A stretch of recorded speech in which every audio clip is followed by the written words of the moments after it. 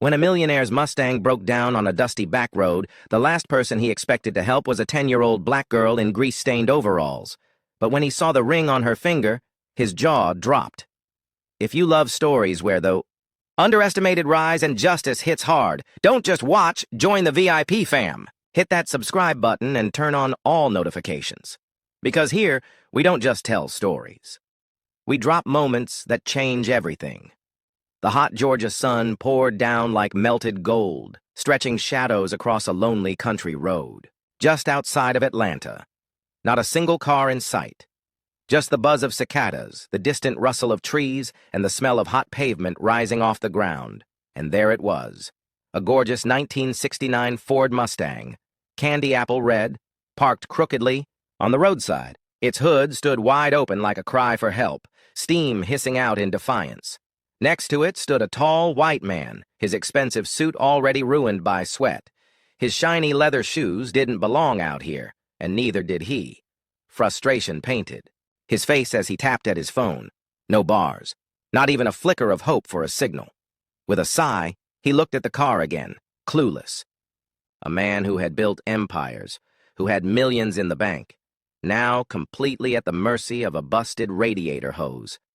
Then, like a whisper of wind or the soft rustle of a turning page, came a voice from behind him. "Hey, you need help?"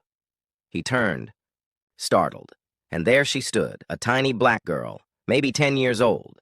Her overalls were faded and 2 sizes too big, rolled up at the cuffs. Her sneakers were scuffed and speckled with oil. Her little hands were clutching a rusty toolbox like it was a treasure chest. Her hair was tied into 2 big fluffy puffs, swaying gently in the breeze, and her deep brown eyes sparkled with something rare.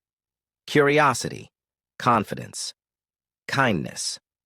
The man blinked, thrown off by the sight. "You know anything about cars?" She tilted her head and grinned like it was the silliest question in the world. "My uncle taught me everything," she said, her voice calm and sure. "Mustangs are his favorite. Let me take a look." There was something about the way she said it, so calm, so sure, that made the man step aside without hesitation. "Be my guest," he said with a half-laugh, watching her drop the toolbox to the ground and pop it open. She pulled out a pair of old gloves and slipped them on like a pro. Then, without a second of doubt, she leaned under the hood. Her little fingers moved with the confidence of someone who knew these engines like puzzles. She didn't hesitate. Didn't flinch at the heat or the hiss of steam. She muttered to herself. "Yep, radiator hose popped off. You got any duct tape?" The man blinked. I think I do." He rushed to the trunk and came back with a roll. She grabbed it, wrapped it expertly around the loose hose, and then tightened a clamp with a small ratchet she pulled from her box. All in under 5 minutes. She stepped back, wiped her hands, and smiled. "That should hold for now. But you should get a new hose soon. This one's all chewed up." The man just stared at her, stunned. Who was this kid? He crouched down to meet her eyes. "What's your name?" She stood a little taller and smiled proudly. "Zariah." A name as beautiful as the summer wind that carried it. And in that moment, he didn't see a little girl anymore. He saw someone special, someone who didn't need money or fame or privilege to shine. The man standing on that dusty roadside wasn't just anyone. His name was Preston Hale, a name whispered in Silicon Valley boardrooms and splashed across the covers of tech magazines. A multi-millionaire, a visionary, a man who had turned artificial intelligence and self-driving cars into an empire. He didn't just drive Mustangs, he owned factories that reimagined them for the future. But out here, under this open sky, surrounded by farmland and gravel roads, his titles meant nothing.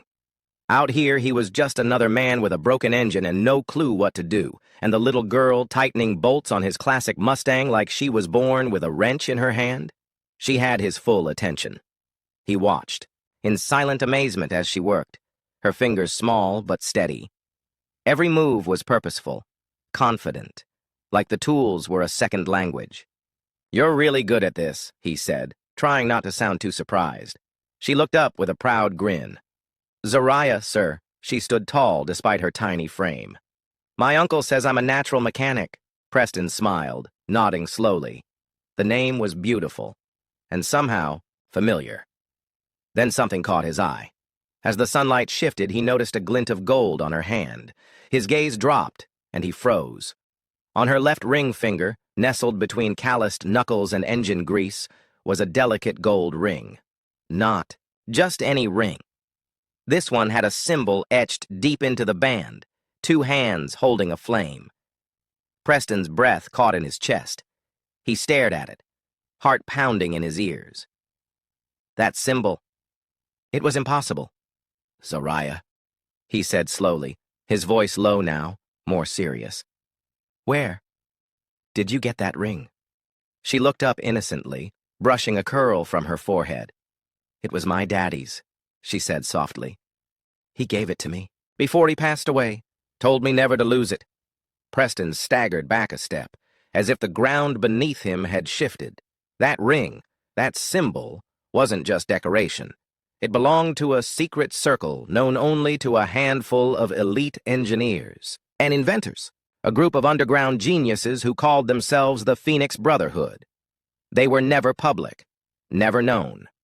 But they were the ones who had built the foundation of Preston's empire, and one of them had once saved his life. 10 years ago, Preston had been in a devastating crash while testing an early prototype. The wreckage was mangled. Onlookers assumed no one survived. But one man, a black inventor named Deshaun Taylor, risked his life to pull Preston from the flames. Preston never forgot him. The way he spoke softly, the brilliance in his eyes, the strength in his hands. And then, as mysteriously as he arrived, Deshaun vanished. Until now. Zariah. Preston's voice cracked. Was your father's name Deshaun Taylor? Zariah blinked in surprise. You knew him? Preston felt tears sting the corners of his eyes. I didn't just know him, he whispered. He saved my life. He changed everything for me. And now I find his daughter. On the side of a road, fixing my car, wearing his ring. Zariah looked down at the ring, then back up at Preston. He said it meant we carry the fire, that no matter what people say, we build things, we fix things, we don't quit. Preston couldn't speak. He just nodded, overcome with emotion. In that moment, he knew this wasn't a coincidence. This was legacy. Preston's heart pounded in his chest. The pieces were falling into place, too perfect, too powerful to ignore. That ring, that name. And now, this little girl standing in front of him, holding not just a wrench, but a legacy. His mind reeled as he stared at the gold ring with the symbol. He could never forget. 2 hands cupping a flame, the ancient emblem of the Phoenix Brotherhood, an underground guild of elite engineers, builders, and inventors, mostly black, mostly overlooked by the world. They worked in secret, not for fame, not for credit, but for impact. Preston had been one of the few outsiders allowed to work alongside them during his early years in tech. Their brilliance had shaped the future, his future, and among them was one man who stood out, not because he talked the loudest, not because he demanded the spotlight, but because he led with his heart and worked with his soul. His name was Deshaun Taylor, a genius, a quiet revolutionary, a man who built circuits like symphonies and engines like poetry. He didn't chase attention, he chased excellence. And then, one night, 10 years ago, everything changed. Preston had been testing an early AI driving prototype when the brakes failed on a rural highway. The car had spun out, tumbled down an embankment, and burst into flames. People assumed the worst. But one man, a stranger, raced toward the fire, dragged Preston out with his bare hands, coughing from the smoke, bleeding from the glass. That man was Deshaun, and by the time paramedics arrived, he was gone. No name, no interview, no thanks. Just vanished. Preston had searched. He used his wealth, his connections, everything. But Deshaun Taylor had disappeared like a ghost, and no one, not even the Brotherhood, ever spoke of him again. Until now. Now his daughter stood here. Zariah, with her father's steady hands and sharp eyes, wearing his ring. "Zariah," Preston's voice trembled. "Was your dad named Deshaun Taylor?" She looked up, eyes wide. "Yeah, how do you know that?" Preston took a shaky breath, stepping back as the weight of it all hit him. "He was a hero," Preston said, his voice barely above a whisper. "He saved my life. I've been trying to find him ever since that night, but I never knew he had a daughter." Zariah looked down at the ring on her finger, quietly twisting it. "He passed away 3 years ago," she said softly. "He got sick. Mama said he didn't want anyone to know. Said he just wanted to spend time with me, teach me stuff, engines, tools, electricity. He said I had his gift." Preston's throat tightened. Zariah continued, her voice small but proud. "He gave me this ring before he died. Told me it meant something important. That I should never take it off. That I should always build, because building is how we fight back." Preston's eyes welled with tears. There it was again. That fire. That truth Deshaun had lived by, and now it lived in her. "I can't believe this," Preston said, shaking his head, overcome with emotion. "I owe your father everything, and now here you are, on the side of the road, saving me again." Zariah just smiled shyly. "I guess it runs in the family." Preston let out a quiet laugh through the lump in his throat. "Yeah, I guess it does." He looked at her, not as a child, not as some stranger, but as a living bridge to a man who had once pulled him from the fire, and who had clearly passed that flame to his daughter. And Preston knew, in that moment, this was no accident. It was fate. Preston Hale had made deals worth billions. He'd stood on world stages, addressed Fortune 500 boards, shaken hands with presidents. But in this quiet moment, kneeling on the side of a dusty Georgia road, none of that mattered. He looked into the eyes of a little girl with grease on her hands and fire in her heart. A girl who shouldn't have known how to fix a 1969 Mustang, but did. A girl who shouldn't have carried the weight of a lost father's legacy, but was. And suddenly, Preston felt small in the presence of something so much bigger than himself. He knelt down beside her, his expression full of awe. "Zariah, you're not just a natural. You're his legacy." Zariah tilted her head. "My dad's?" Preston nodded, his voice thick with emotion. "That ring, the flame between two hands, that's not just a symbol. It stands for brilliance, creativity, and courage. Your father had all three, and now, so do you." Zariah blinked, the sunlight glinting off the ring on her finger. "He always told me," she said softly, "to never let people think I wasn't smart enough just 'cause I'm small. Or black." Preston smiled, a tear escaping the corner of his eye. "Smart man. Smarter than most I've ever met." He reached into his coat pocket and pulled out a small, worn leather notebook. It was creased and scratched, the kind of notebook that carried secrets and dreams. He flipped it open, scribbled something down with a quick stroke of his pen, and then carefully tore the page free. "Here," he said, handing it to her. "That's my personal number. Only 3 people in the world have it. You're the 4th now." Zariah took the paper, eyes wide. "I want you to visit my company," Preston continued. "It's in Atlanta. We run a STEM program, science, tech, engineering, math, for gifted youth. And starting today, you're our newest member." Zariah gasped, clutching the paper to her chest. "Really?" Preston nodded. "Really. And it's not just a tour. It's mentorship, training, a place where you can build things, design things, be everything your dad wanted for you." He paused, then looked her in the eyes. "And when the time comes, if you still want it, you've got a full college, scholarship waiting for you, engineering, robotics, computer science, whatever you want." Zariah stood frozen for a moment, the weight of his words sinking in. My dad always wanted to go to college," she whispered. "But he couldn't afford it. He taught himself everything from books." Preston smiled. "And he passed it all on to you. You've already got the heart of an engineer, Zariah. I just want to make sure the world sees it too." Her bottom lip quivered slightly, and she wiped her hand across her cheek, leaving, little grease behind. Do I have to dress fancy?" she asked quietly. Preston chuckled, standing up. "No, kid. Come as you are. That's exactly who we need." He looked down at her one more time, this fierce little girl with a warrior's mind and a mechanic's touch, and knew without a doubt she was the future.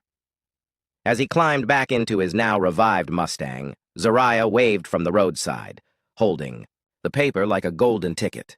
And Preston, for the first time in years, felt like he wasn't just building machines or selling software.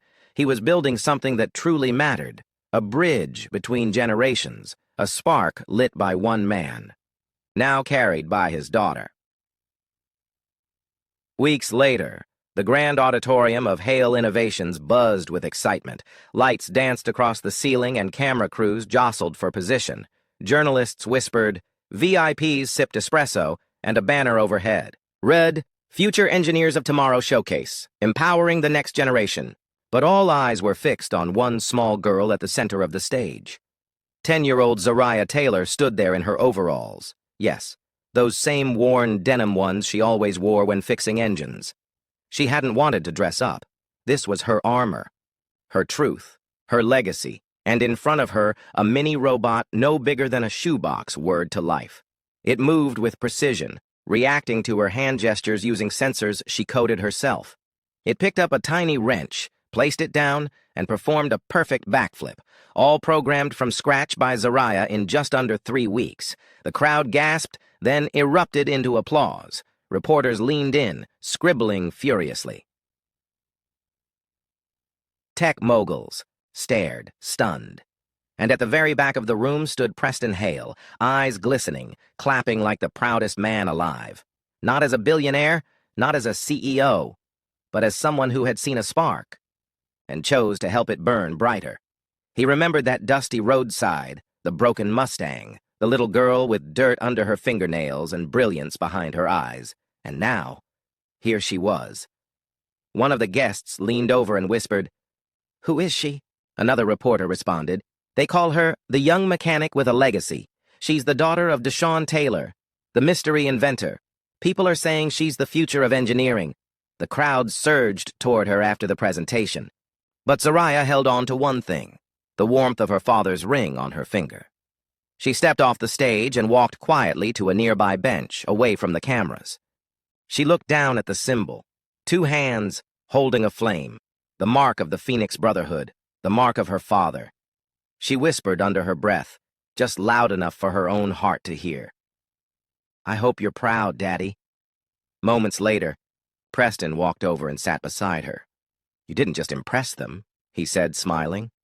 You inspired them. Zariah blushed and swung her legs gently beneath the bench. I was really nervous. Preston chuckled. You didn't show it. And honestly, you did something even I couldn't have done at your age. She looked up at him, her voice a little shy. Thank you for believing in me. Preston turned serious for a moment and placed a hand gently on her shoulder. No, Zariah, he said. You believed in yourself first. That's what matters. I just saw what was already there. She nodded slowly, letting those words sink in. They sat together quietly for a while as people passed by, too busy celebrating to notice the most powerful moment happening off stage. Preston glanced at her again. There's something else you should know. Zariah raised an eyebrow. I've been talking to some folks, the Phoenix Brotherhood. They're still out there. And when they heard about what you did, about your father's ring, well, let's just say, they want to meet you. Zariah's eyes widened. Really? Preston smiled. They see in you what I see, a future leader, a builder, a torchbearer. Zariah looked back down at her robot, still whirring softly in its case. Then she looked out at the stage again, her stage, and something changed in her. She sat up straighter. She didn't just want to build things now.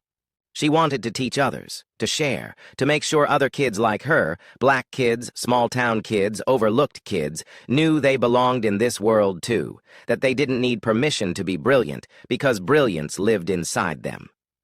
Cut to viral montage. Clips of Zariah's robot go viral on TikTok and YouTube, with captions like, 10-year-old genius builds robot from scratch, daughter of forgotten hero carries his legacy. Representation matters. This girl. Just change the game. News outlets run features. STEM groups invite her to speak. She. Appears on morning shows still in her overalls, always with the ring on, and she never forgets to say one thing. My daddy taught me to build, and I'm never gonna stop.